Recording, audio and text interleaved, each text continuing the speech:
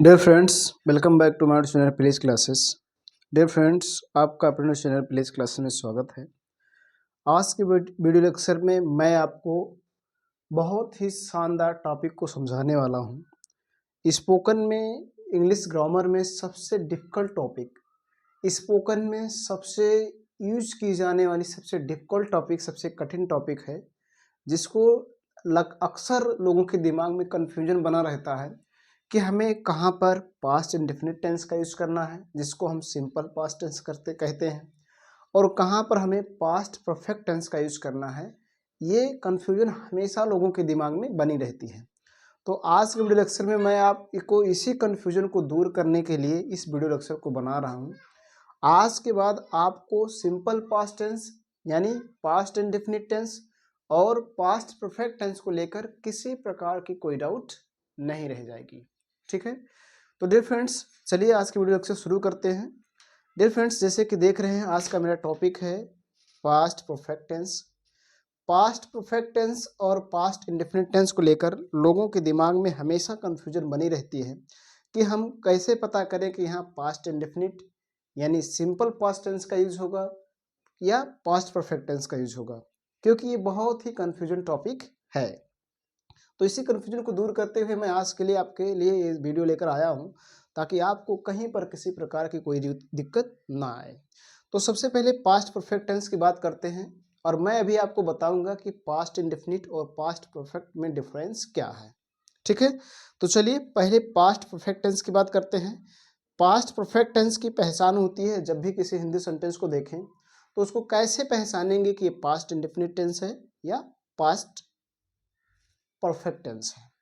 जैसे मैं एक आपके सामने ब्लैंक पेज लिया और इसमें एक सेंटेंस लिखा। मैंने एक सेंटेंस लिखा, वह खाना खाया था। वह खाना खाया था। अब इस सेंटेंस को हमें इंग्लिश में ट्रांसलेट करना है, या कह सकते हैं इस सेंटेंस को हमें इंग्लिश में बोलना है। तो क्या बोलेंगे? इस देखिए, यहाँ खाया था, कुछ लोग कहते हैं कि इसका ट्रांसलेट होगा ही एट द फूड, और कुछ लोग कहते हैं कि नहीं, इसका ट्रांसलेशन होगा he had eaten the food। he had eaten the food। अभी कंफ्यूजन में, सामने वाला कंफ्यूजन में है कि मैं क्या करूं। कुछ लोग तो बता रहे हैं कि नहीं, he ate the food होगा, ये सिंपल पास्ट टेंस में बनाया जाएगा, और कुछ लोग बता रहे हैं कि नहीं, he had eaten the food होगा, ये पास्ट परफेक्ट टेंस में बनाया जाएगा। तो इस कंफ्यूजन को दूर करने के लिए आप इस वीडियो को अंत तक देखिए। निश्चित है आज के बाद आपको कोई डाउट नहीं रह जाएगा। तो चलिए पहले बात कर लेते हैं पास्ट परफेक्ट टेंस की। तो पास्ट परफेक्ट टेंस को देखा जाए तो किसी भी हिंदी सेंटेंस को देखिए, यदि उसके अंत में मिल रहा है आ था, ई थी, ये स्वयं आ सकते हैं, इसकी मात्राएं आ सकती हैं। ई थी स्वयं आ सकता है, इसकी मात्राएं आ सकती हैं। ये थे, या था, ई थी, ये थी। चुका था, चुकी थी, चुके थे। लिया था, दिया था, गया था। इस प्रकार से किसी भी सेंटेंस के अंत में आ रहा है तो पास्ट परफेक्ट टेंस होगा। क्या होगा? Past perfect tense. जैसे कि मैंने अभी आपको बताया कि आ था, ई थी, ये थे, या था, ई थी, ये थे, चुका था, चुकी थी, चुके थे, लिया था, दिया था, खाया था, पिया था, रोया था, सोया था। इस प्रकार से आए तो पास्ट परफेक्ट टेंस होगा। तो फिर इस आधार पर अगर कहा जाए तो ये सेंटेंस क्या होगा? Past perfect tense. क्यों? क्योंकि इसके भी अंत में आया है या था। यहाँ पर देखिए क्या आया है, या था। तो इस आधार पर तो ये पास्ट परफेक्ट टेंस होगा।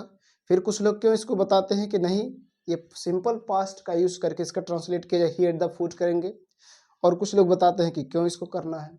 तो इसी बात को आपको समझना है। जैसे मान लीजिए दो आदमी हैं, बात समझेंगे, ये दो आदमी हैं,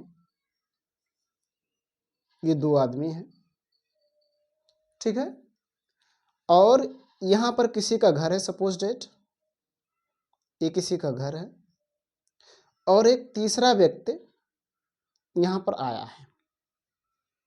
ठीक है, बात समझिएगा ध्यान से, ये तीसरा व्यक्ति यहाँ पर आया है। अब ये व्यक्ति मान लीजिए आया है, सपोज डेट आया, खाना खाया और चला गया। अब ये व्यक्ति जो है, इसका मान लेते हैं नाम, इसका नाम ये है, और इसका नाम बी है, और इसका नाम सी है। बात ध्यान से समझिएगा कि ये दो आदमी हैं, तीन आदमी हैं, और ये जो घर है ये बी का घर है, मतलब ये बी का घर है, ये घर बी का है। और सी जो है ये बी के घर आया हुआ है, बात समझिएगा ध्यान से। सी बी के घर आया हुआ है, खाना खाया चला गया। अब ये पहुंचा इसके घर और ये बी से पूछ रहा है, ये ध्यान से समझिएगा, ये बी से पूछ रहा है वह खाना खाया था, वह खाना खाया था। बात समझेंगे ध्यान से। तो वह खाना खाया था, ऐसी स्थिति में समझिए ये आया, खाना खाया गया, उसके तुरंत बाद ये पहुंचा और पूछा वह खाना खाया था। तो इस स्थिति में आपको ये सेंटेंस लिखना है, ही एट द फूड, क्योंकि कार्य अभी ही हुआ है, कुछ समय पहले की बात है। कार्य जो हुआ है कुछ समय पहले की ही बात है। तो जब कुछ ही समय के पहले की बात हो तो वहां पर आपको सिंपल पास्ट टेंस यानी पास्ट इंडेफिनिट टेंस का यूज करना है। लेकिन अब इसी बात को दूसरी तरह से समझिए। ये बी का घर है, सी यहाँ पर आया, खाना खाया चला गया। ये जो है इसके घर एक दिन बाद आया, एक दिन 2 दिन 4 दिन के बाद आया और ये पूछा कि सी आपके घर आया था, खाना खाया था? सी खाना खाया था? तो बी ने कहा कि हाँ खाना खाया था। मतलब ये क्या हुआ, खाना खाने की जो काम है ये बहुत पहले हो चुका है, खाना खाने की काम है जो बहुत पहले हो चुका है। ऐसी स्थिति में आप he had eaten the food का यूज करेंगे, he had eaten the food का यूज करेंगे। ठीक है, ये दोनों में डिफरेंस है, समझिएगा। मान लीजिए एक टाइम लाइन मैं आपके सामने ले रहा हूँ, ये टाइम लाइनिंग है और यहाँ पर और यहाँ में दोनों में डिफरेंस है। ये टाइम लाइनिंग है, ये टाइम लाइनिंग है। अगर देखिएगा इस काम मतलब यहाँ जो काम हुआ है अगर इसको दर्शाना है तो आप इसको सिंपल पास्ट टेंस में दर्शाएंगे। लेकिन इसके पहले जो काम है, इस काम के पहले जो काम हुआ है, इस काम के पहले जो काम हुआ है उसको पास्ट परफेक्ट टेंस में दर्शाएंगे। ये दोनों में डिफरेंस है। ठीक है, तो इस तरह से वह खाना खाया था, दोनों ही सेंटेंस आपके करेक्ट हैं, दोनों ही सेंटेंस आपके राइट हैं। लेकिन ये सिचुएशन के ऊपर डिपेंड है। लेकिन आप जब भी आप देखेंगे तो आपका मेन सेंटेंस ये है, ये सेंटेंस, क्योंकि इस सेंटेंस को देखकर ये नहीं पता चलता है कि वह खाना खाया था, अभी खाया है या कुछ समय पहले खाया है या कल खाया था, ये बात की क्लियरली नहीं हो रहा है। इसलिए आपका पूर्णतः ये सेंटेंस सही है, he had eaten the food. ये आपको 100% इससे ही ट्रांसलेट करना चाहिए। लेकिन यदि सिचुएशन के अनुसार आप कर रहे हैं तो आपका he had at the food, sorry he at the food का यूज करना है, ही एट द फूड का यूज करेंगे। तो मैं उम्मीद करता हूं कि आपको पास्ट टेंस और पास्ट परफेक्ट टेंस में डिफरेंस पता चल गया होगा। अब चलिए किसी भी सेंटेंस के अंत में ये सब मिले तो आपका पास्ट परफेक्ट टेंस होगा। पास्ट परफेक्ट टेंस में देखेंगे सिंपल सेंटेंस को कैसे ट्रांसलेट करेंगे, फिर नेगेटिव को कैसे ट्रांसलेट करेंगे, फिर इंट्रोगेटिव को इसको ट्रांसलेट करेंगे। तो सबसे पहले मैं आपके सामने ले रहा हूँ सिंपल सेंटेंस। सिंपल सेंटेंस वो सेंटेंस है जिसको हम सबसे ज़्यादा बोलते हैं। जो भी सेंटेंस हम बोलते हैं वो प्रायः सिंपल ही होता है। यदि उसमें हम नहीं को शामिल कर दें तो वो नेगेटिव हो जाता है, अन्यथा वो सिंपल ही सेंटेंस है। तो जब भी सिंपल सेंटेंस को ट्रांसलेट करेंगे तो इस स्ट्रक्चर के अनुसार करेंगे। सबसे पहले सब्जेक्ट, फिर हैड, फिर V3, फिर ऑब्जेक्ट, फिर अदर वर्ड। सब्जेक्ट कौन है, वह आया था तो वह का इंग्लिश होगा ई। उसके बाद लगाना हैड, उसके बाद आना, आना का इंग्लिश होता कम, थर्ड फॉर्म लगाएंगे भी कम होता, फिर फुल स्टॉप। वह आया था, देखिए या था इसके अंत में आया है, या था, या था ई थी ये थे, आ था ई थी ये थे, चुका था चुकी थी चुके थे, लिया था दिया था किया था खाया था पिया था रोया था सोया था। इस प्रकार से आए तो आपका पास्ट परफेक्ट टेंस होगा, ये आपको याद रखना है। ठीक है, अब देखिए दूसरा, मैं खाना खा चुका था। देखिए चुका था आया है यहाँ पर, तो मैं की इंग्लिश होगा आए। उसके बाद लगाएंगे हैड, सभी के साथ हैड लगाना, चाहे वो सिंगुलर हो प्लूरल हो, एक की बात हो या हजार की बात हो, सभी के साथ हैड। उसके बाद V3 खाना का इंग्लिश होता है ईट, थर्ड फॉर्म लगाएंगे eaten the food. I had eaten the food, मैं खाना खा चुका था। इसी प्रकार से अगला समझिए, तुम अपना काम पूरा कर लिए थे, तो तुम की इंग्लिश होगा यू। उसके बाद लगाना आपको हैड। उसके बाद V3 पूरा करना का इंग्लिश होता है कंप्लीट, थर्ड फॉर्म लगाएंगे कंप्लीटेड। अपना काम तो यू के साथ अपना का इंग्लिश होता है योर और काम की इंग्लिश वर्क। उसके बाद फुल स्टॉप। इस तरह से आपको सिंपल सेंटेंस का ट्रांसलेट करना है। सबसे पहले सब्जेक्ट, सब्जेक्ट चाहे सिंगुलर हो या प्लूरल हो, एक हो या हजार हो, सभी के साथ हैड, फिर V3, फिर ऑब्जेक्ट, फिर अदर वर्ड। अब चलिए इसके सेकंड टाइप्स की बात करते हैं। सेकंड टाइप्स मतलब इन नेगेटिव सेंटेंस की बात करते हैं कि कैसे हम नेगेटिव सेंटेंस का ट्रांसलेशन करेंगे। तो ये देखिए आपके सामने स्क्रीन पर है नेगेटिव सेंटेंस, और नेगेटिव सेंटेंस को कैसे ट्रांसलेट करेंगे आपको समझना है। तो बहुत ही आसान है, सिंपल के जैसा। नेगेटिव में नहीं शब्द होगा। देखिए, वे नहीं गए थे, नहीं शब्द है। राम याद नहीं किया था, नहीं शब्द है। हम यहाँ यह कभी नहीं खाए थे, नहीं शब्द है। तो जब नहीं शब्द हम शामिल कर देते तो नेगेटिव सेंटेंस होता है। और जब नेगेटिव सेंटेंस होगा तो केवल हैड के बाद नॉट या नेवर का यूज करना है। अब सेंटेंस को देखना है, या सेंटेंस में नहीं है तो नॉट का यूज करेंगे, कभी नहीं है तो नेवर का यूज करेंगे। जैसे वह नहीं गए थे, वह की इंग्लिश होगा दे, उसके बाद हैड लगाइए। इसमें देखिए नहीं है तो नहीं के लिए लगाएंगे नॉट, और जाना, जाने का इंग्लिश होता है गो, थर्ड फॉर्म लगाएंगे gone, they had not gone. इसी प्रकार से राम याद नहीं किया था तो राम किसी का नाम है, लिख दीजिए राम, उसके बाद हैड, नहीं है तो नॉट, उसके बाद याद, याद करना का इंग्लिश होता है लर्न, थर्ड फॉर्म लगाएंगे लर्न्ड। हम यह कभी नहीं खाए थे तो हम की इंग्लिश होगा वी, उसके बाद लगाएंगे हैड। देखिए कभी नहीं है तो नेवर का यूज करेंगे, कभी नहीं होगा तो नेवर। फिर खाना, खाना का इंग्लिश होता है ईट, थर्ड फॉर्म ईटेन। और यह इंग्लिश इट का यूज करेंगे, या दिस का भी यूज कर सकते हैं, कोई दिक्कत नहीं है। We had never eaten it, हम यह कभी नहीं खाए थे। तो इस तरह से आपको सेंटेंसों को ट्रांसलेट करना है, सिंपल और निगेटिव को।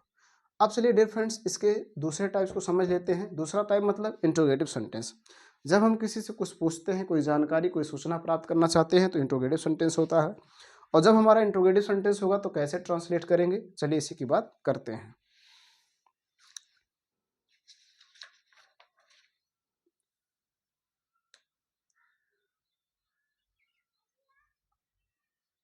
डियर फ्रेंड्स, देखेंगे आपके सामने स्क्रीन पर है इंट्रोगेटिव सेंटेंस। अगर लिखित रूप में बात करें तो इंट्रोगेटिव सेंटेंस की सबसे बड़ी पहचान ये चिन्ह होता है जिसको हम कहते हैं क्वेश्चन मार्क।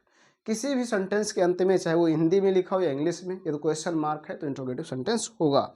लेकिन अगर बोलने की बात करें, सेंटेंसों की बात करें, तो जब हम किसी से कुछ पूछते हैं, कोई जानकारी, कोई सूचना प्राप्त करना चाहते हैं, तो हम इंट्रोगेटिव सेंटेंस का यूज करते हैं। जैसे क्या वह खरीदा था, क्या तुमने उसे देखा था, क्या सीता चाय पी चुकी थी। तो एक तरीका ये होता है। और दूसरी तरीका हम इस तरह से पूछते हैं जो नीचे दिया गया है, तुम कहाँ गए थे, वह कब कर चुका था, मोहन कैसे हल कर लिया था। तो ये दूसरी तरीका है। तो इस तरह से भी हम सेंटेंसों को पूछते हैं और इस तरह से भी पूछते हैं। तो जब हम सेंटेंसों की शुरुआत क्या से करें, तो कैसे ट्रांसलेट करेंगे, तो बहुत ही आसान है। सबसे पहले हमें हैड का यूज कर देना सभी के साथ, चाहे वो सिंगुलर हो या प्लूरल हैड। उसके बाद सब्जेक्ट वह की इंग्लिश ही। उसके बाद V3 खरीदना का इंग्लिश होता है बाई, थर्ड फॉर्म लगाएंगे बॉट। और कोई है नहीं question mark, had he bought, क्या वह खरीदा था। इसी प्रकार से क्या तुमने उसे देखा था, तो सबसे पहले हैड लगाओ। उसके बाद सब्जेक्ट तुमने का इंग्लिश होगा यू। और फिर देखना, देखना का इंग्लिश होता है सी, थर्ड फॉर्म लगाओ सीन। और उसे की इंग्लिश हिम, फिर question mark. Had you seen him, क्या तुमने उसे देखा था। क्या सीता चाय पी चुकी थी, सबसे पहले हैड लगाओ। उसके बाद सब्जेक्ट सीता, किसी का नाम है, लिख दीजिए। पीना, पीना का इंग्लिश टेक या हैव या ड्रिंक का यूज करते हैं। यहाँ पर हम टेक का यूज करेंगे, थर्ड फॉर्म लगाएंगे टेकन। और उसके बाद चाय की इंग्लिश टी, फिर question mark. Had Sita taken T, क्या सीता चाय पी चुकी थी। तो इस तरह से आपको सेंटेंसों को ट्रांसलेट करना है। जब क्या से शुरुआत होगा तब, और उसके जवाब में आप यस या नो कह सके, ऐसा हो तब। अब इसके दूसरे टाइप्स को सीखेंगे। इसका दूसरा टाइप्स है, जैसे तुम कहाँ गए थे, वह कब कर चुका था, मोहन कैसे हल कर लिया था। तो देख रहे हैं सेंटेंसों की शुरुआत क्या से नहीं है, लेकिन इसमें कहाँ, कब, कैसे शब्द है। जब किसी सेंटेंस में कहाँ, कब, कितना, कितने, कितने, कौन सा, कौन से, किस, किसका, किसकी, किसके वर्ड आया हो, तो उसे कहते हैं WH टाइप इंट्रोगेटिव सेंटेंस। और जब वो WH टाइप इंट्रोगेटिव सेंटेंस होगा तो सबसे पहले आपको क्वेश्चन वर्ड की इंग्लिश लिखनी है, मतलब वही कहाँ, कब, कितना, कितने, कितने, कौन सा, कौन से, किस, किसका, किसकी की अंग्रेजी। उसके बाद हैड सभी के साथ, फिर सब्जेक्ट, फिर V3, फिर ऑब्जेक्ट, फिर अदर वर्ड, फिर क्वेश्चन मार्क। तो इस सेंटेंस में सबसे पहले कहाँ की इंग्लिश लिखे, तो कहाँ की इंग्लिश होगा वेयर, ठीक। उसके बाद हैड का यूज करना है। उसके बाद सब्जेक्ट तुम की इंग्लिश होगा यू। और फिर जाना, जाना का इंग्लिश गो होता है, थर्ड फॉर्म का यूज करेंगे गॉन, फिर लगा देंगे क्वेश्चन मार्क, क्योंकि और कोई है नहीं, वे हैड यू गॉन, तुम कहाँ गए थे। इस तरह से दूसरे सेंटेंस को देखे, वह कब कर चुका था तो सबसे पहले कब की इंग्लिश लगाएंगे व्हेन, उसके बाद हैड, और उसके बाद वाह की इंग्लिश होगा ही, और फिर करना करना की इंग्लिश डू होता है, फिर थर्ड फॉर्म लगाएंगे done, when had he done. तीसरा है मोहन कैसे हल कर लिया था, तो सबसे पहले कैसे की इंग्लिश हाउ, उसके बाद हैड का यूज करेंगे, फिर मोहन, फिर हल करना का इंग्लिश होता है सॉल्व, थर्ड फॉर्म का यूज करेंगे सॉल्व्ड, और कोई है नहीं लगा देंगे question mark. How had Mohan solved, Mohan कैसे हल कर लिया था। तो इस तरह से आपको ट्रांसलेट करना है। दो तरह से हम क्या से शुरू करते हैं और एक क्या से नहीं, तो क्वेश्चन वर्ड उसमें जरूर रहते हैं, कब कहाँ कितना कितने कितने कौन सा कौन सी किस किसका किसकी किसके। तो इस तरह से आपको दोनों टाइप्स के सेंटेंसों को ट्रांसलेट करना है। अब डियर फ्रेंड्स एक स्पेशल रूल्स है जिसको हमें समझना होगा। इस तरह इस रूल्स को भी हमें समझना बहुत ज़रूरी है। जब ऐसे हों, कौन जा चुका था, उसे कौन मारा था, तुम्हें किसने बुलाया था, मतलब जो सेंटेंस में कौन या किसने शब्द का यूज हो, तो आपको सबसे पहले हु का यूज करना है। सबसे पहले हु लिखना, उसके बाद हैड लगाना, उसके बाद भी3 जाना, जाना का इंग्लिश होता है गो, थर्ड फॉर्म लगाएंगे गॉन, और फिर ऑब्जेक्ट अदर वर्ड है नहीं लगा देंगे question mark, who had gone. अगला उसे कौन मारा था, सबसे पहले हु का यूज करो, फिर हैड लगाओ, फिर मारना, मारना का इंग्लिश होता है बीट, थर्ड फॉर्म का यूज करो बीटेन, और उसे इंग्लिश होता है हिम, फिर क्वेश्चन मार्क।